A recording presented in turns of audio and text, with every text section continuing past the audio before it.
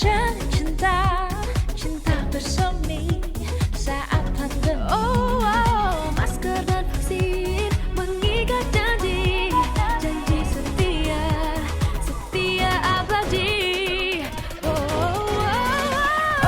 Masker, vaksin, kau duet sejati. Ayo masker, ayo vaksin, tiada yang dapat merenggut sehatmu. Masker, vaksin, kau duet sejati. Ayo masker, ayo vaksin, tiada yang dapat merenggut sehatmu.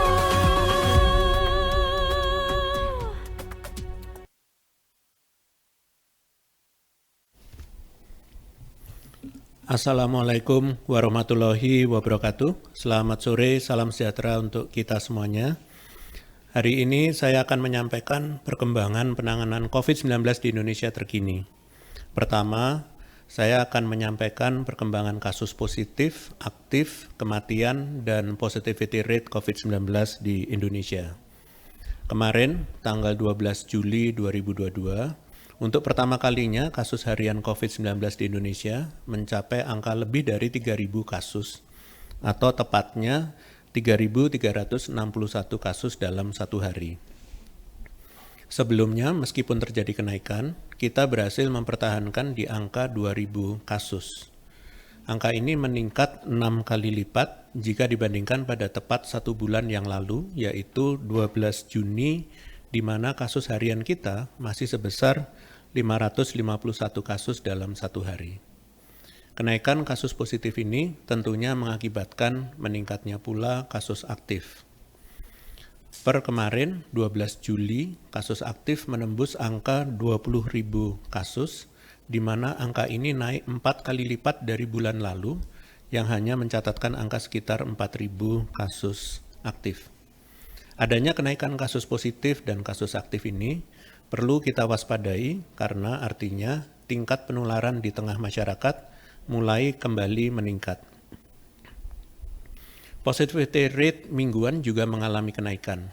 Pekan kedua di bulan Juli, positivity rate mencapai 5,12%, di mana angka tersebut sudah melewati standar WHO yaitu 5%. Kabar baiknya, meskipun kasus positif, aktif, dan positivity rate meningkat, kasus kematian harian tidak mengalami kenaikan yang signifikan. Per kemarin, 12 Juli, jumlah kematian harian berjumlah 8 kematian. Meskipun tetap berada di bawah angka 10, namun 8 ini bukanlah sekedar angka, namun masing-masing adalah nyawa yang terbilang dan tidak bisa kita hiraukan begitu saja. Penting untuk melihat kenaikan kasus yang terjadi saat ini hingga tingkat provinsi, untuk melihat besaran masalah di tiap-tiap daerah. Per 12 Juli, Jawa Bali menjadi penyumbang terbesar kasus positif harian, di mana sebesar 95,45% dari total kasus positif berasal dari Pulau Jawa Bali. Hal ini penting menjadi perhatian, sebab ini menandakan bahwa penularan masih terpusat di Pulau Jawa Bali, di mana pergerakan aktivitas masyarakat terjadi paling banyak dan besar. Perlu saya ingatkan bahwa kegiatan masyarakat sudah mulai dilakukan dalam jumlah besar. Naik atau turunnya kasus, setiap individu masyarakat tetap harus bertanggung jawab untuk menerapkan pola hidup bersih dan sehat atau PHBS, tetap menggunakan masker dengan disiplin dan rajin mencuci tangan. Mohon jadikan perilaku ini sebagai kebiasaan yang sudah tidak dapat dipisahkan dari kehidupan sehari-hari, sebagai upaya memastikan kita semua tetap dalam kondisi yang sehat. Selanjutnya, yang penting untuk dilakukan juga adalah vaksin booster. Sayangnya, perkembangan vaksin booster cenderung stagnan, dengan cakupan tertinggi berasal dari Bali mencapai 58%, disusul Provinsi DKI Jakarta, Kepulauan Riau, Daerah Istimewa Yogyakarta, Jawa Barat, Kalimantan Timur, namun belum mencapai 50%. Bahkan 28 dari 34 provinsi di Indonesia cakupannya masih di bawah 30%.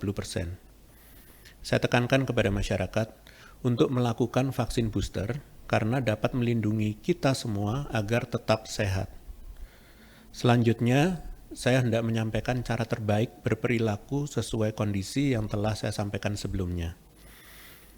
Menambahkan penjabaran kondisi kasus nasional yang terus meningkat, saya hendak menghimbau bahwa kita perlu meningkatkan kesiapsiagaan yang lebih tinggi, apalagi saat ini distribusi subvarian terbaru Omikron, yaitu BA.4 dan BA.5, mendominasi sekitar 81% dari varian COVID-19 nasional yang ada. Berkaca dari pengalaman di negara lain, umumnya puncak kasus terjadi sekitar 16-33 hari, sedangkan puncak rawat inap sekitar 29-49 hari kemudian sejak subvarian ini pertama kali ditemukan. Jika ditelaah, kedua subvarian ini muncul di tanggal 6 Juni 2022 atau sekitar 36 hari yang lalu, sehingga masih ada potensi kenaikan kasus ke depannya. Namun, potensi ini dapat kita cegah jika kita menjalankan perilaku hidup bersih dan sehat. Pada perayaan Hari Raya Idul Adha 10 Juli kemarin, Presiden Jokowi mencoba menegaskan pentingnya memakai masker dimanapun kita berada. Hal ini semata-mata demi keselamatan kita di tengah kondisi penularan virus yang kembali meningkat. Mungkin banyak juga yang bertanya-tanya pentingnya tetap menjalankan protokol kesehatan setelah sudah divaksin booster. Nyatanya, data dan fakta menunjukkan bahwa orang yang tidak menjalankan hal tersebut dapat kembali tertular walaupun sudah divaksin booster. Pada prinsipnya, vaksin memiliki 3 manfaat besar, yaitu mencegah kita terinfeksi, mencegah perburukan gejala jika terinfeksi, dan mengurangi jumlah virus yang ada di dalam tubuh agar tidak mudah menularkan. Kedua manfaat vaksin yang dirasakan saat seseorang terinfeksi dapat menegaskan bahwa seseorang yang sudah divaksin lengkap, bahkan booster sekalipun, tidak menjamin dapat 100% kebal dari COVID-19. Sebagaimana sosialisasi yang Badan POM rutin lakukan setelah adanya pengumuman Emergency Use of Authorization bahwa rata-rata efikasi saat uji klinis tidak pernah mencapai sempurna 100%, bahkan untuk vaksin bagi penyakit lain sekalipun. WHO sendiri telah menetapkan persentase angka efikasi ideal bagi vaksin yang layak digunakan ialah 50%. di mana semua vaksin yang ada di Indonesia memiliki efikasi di atas angka tersebut, sehingga seluruh vaksin yang ada dijamin efektivitasnya. Ditemukannya reinfeksi, bahkan setelah divaksin atau breakthrough infection disebutnya, bisa saja terjadi pada semua orang, terutama populasi rentan, seperti orang dengan gangguan imunitas, penderita komorbid, dan lansia. Breakthrough infection akan semakin sering terjadi jika peningkatan jumlah virus di sekitar kita tidak diimbangi dengan kepatuhan protokol kesehatan yang tinggi. Dalam rangka memperkuat himbauan protokol kesehatan dan vaksinasi, pemerintah juga mendukung penyesuaian dari segi pengaturan perjalanan yang sampai saat ini terbukti efektif mengendalikan kondisi kasus, di mana dalam peraturan pelaku perjalanan dalam negeri atau Surat Edaran Satgas nomor 21 tahun 2022 berlaku pelaku perjalanan dengan seluruh moda transportasi yang sudah vaksin ketiga atau booster tidak perlu antigen atau PCR. Vaksin dosis 2 wajib menunjukkan hasil negatif antigen yang berlaku 1 kali 24 jam atau RT-PCR yang berlaku 3 kali 24 jam dan dapat melakukan booster on-site saat keberangkatan. Kemudian vaksin dosis 1 wajib menunjukkan hasil negatif RT-PCR yang berlaku 3 kali 24 jam. Belum atau tidak bisa vaksinasi karena kondisi kesehatan khusus, maka wajib menunjukkan hasil negatif RT-PCR yang berlaku 3 kali 24 jam, ditambah dengan surat keterangan dokter dari rumah sakit pemerintah. Sedangkan pelaku perjalanan usia 6 sampai dengan 17 tahun, wajib menunjukkan sertifikat vaksin dosis kedua tanpa menunjukkan hasil negatif tes RT-PCR atau rapid test antigen. Jika baru vaksin ke-1 atau belum vaksin lengkap mengikuti ketentuan poin sebelumnya mengenai vaksin 1, yaitu belum vaksinasi. Pelaku perjalanan usia di bawah 6 tahun tidak perlu menunjukkan sertifikat vaksin ataupun hasil negatif swab antigen atau PCR, dan wajib melakukan perjalanan dengan pendamping yang memenuhi ketentuan vaksinasi dan pemeriksaan COVID-19. Dalam peraturan pelaku perjalanan luar negeri, yaitu surat edaran Satgas nomor 22 tahun 2022, berlaku bahwa untuk yang hendak masuk Indonesia sebagaimana yang diatur sebelumnya, yaitu diwajibkan telah divaksinasi dosis kedua, upaya screening gejala diberlakukan bagi seluruh pelaku perjalanan luar negeri dilakukan di seluruh titik masuk. Untuk yang hendak bepergian keluar Indonesia, yaitu khusus WNI dengan usia 18 tahun ke atas yang akan berangkat ke luar negeri, wajib menunjukkan sertifikat vaksin dosis ketiga. Hal ini semata-mata untuk keamanan masing-masing individu dan menjamin yang bersangkutan tidak menjadi sumber penularan saat kembali.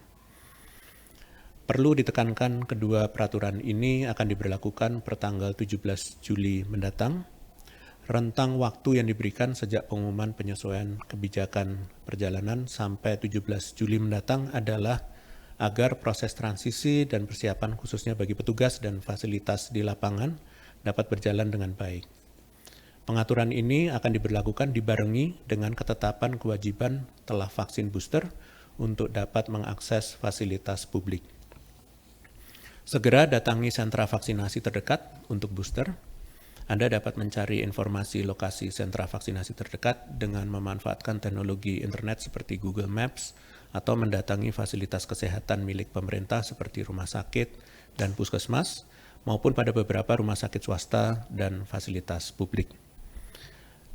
Kembali saya ingatkan bahwa untuk dapat tetap aman, disiplin menggunakan masker, percepatan vaksinasi khususnya booster, selalu waspada tanpa rasa panik. Semoga pengalaman selama lebih dari 2,5 tahun ini dapat membiasakan diri kita menghadapi berbagai kondisi di masa pandemi COVID-19. Sebagai penutup, saya akan menyampaikan update penanganan COVID-19 lainnya. Pada tanggal 5 Juli yang lalu, pemerintah resmi memperpanjang PPKM leveling untuk wilayah non-Jawa Bali dan Jawa Bali melalui instruksi Mendagri nomor 34 dan nomor 35 tahun 2022. Peraturan PPKM ini berlaku hingga tanggal 1 Agustus 2022 dan perlu diketahui dengan adanya perpanjangan tersebut maka ditetapkan untuk wilayah Jawa dan Bali seluruh kabupaten kota berada pada level 1. Sedangkan untuk wilayah luar Jawa dan Bali hanya Kabupaten Sorong yang berada di PPKM level 2.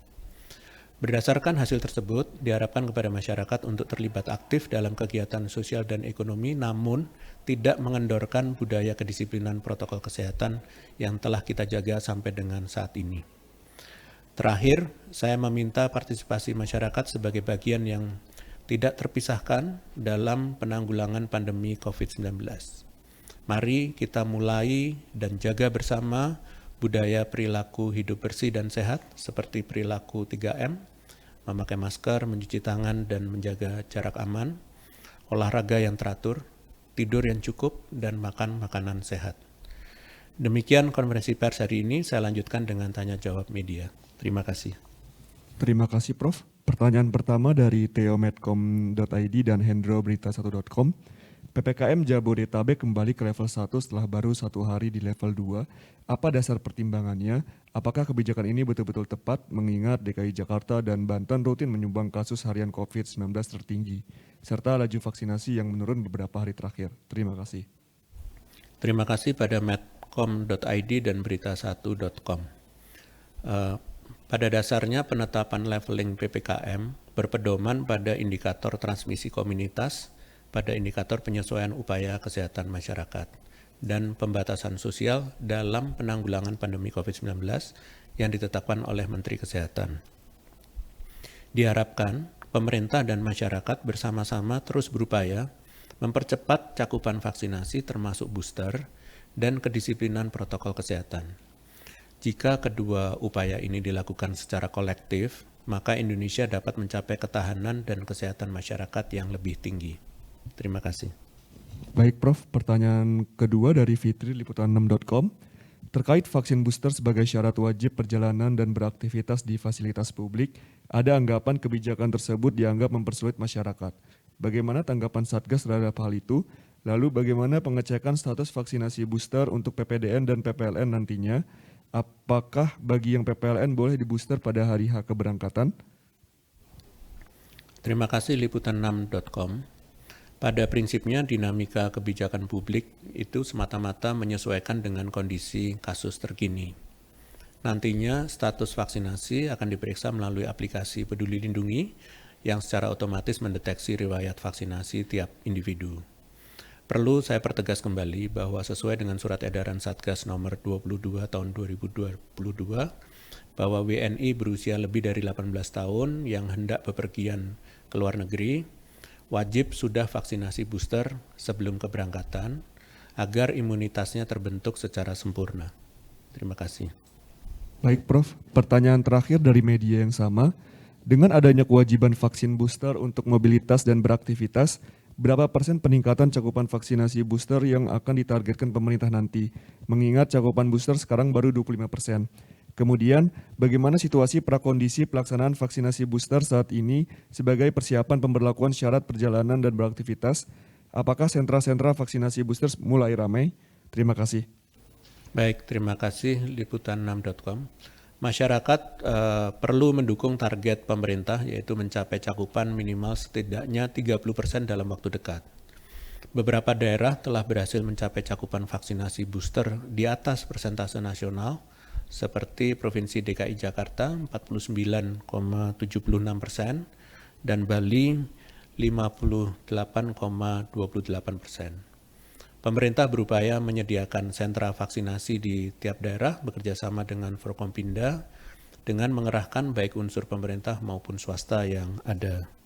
Khususnya di Jabodetabek sendiri, pemerintah telah menyiapkan sekitar lebih dari 70 titik sentra vaksinasi dan akan terus bertambah. Demikian, terima kasih atas perhatian dari seluruh masyarakat dan media. Dengan demikian, konferensi pers berakhir. Selamat sore.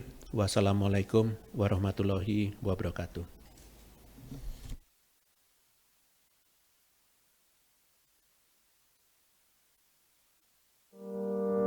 Pandemi hanya akan pergi bila kita saling peduli. Sebab bila tidak, gelombang baru datang dan pergi. Berani mengingatkan orang lain untuk lindungi diri, saling jaga, mau menerima dan rela memberi. Kencangkan lagi maskermu. Kurangi mobilitas dan hanya untuk yang perlu. Rutin olahraga dan vaksinasi lengkap demi imunitasmu. Kita percaya, kita pasti bisa.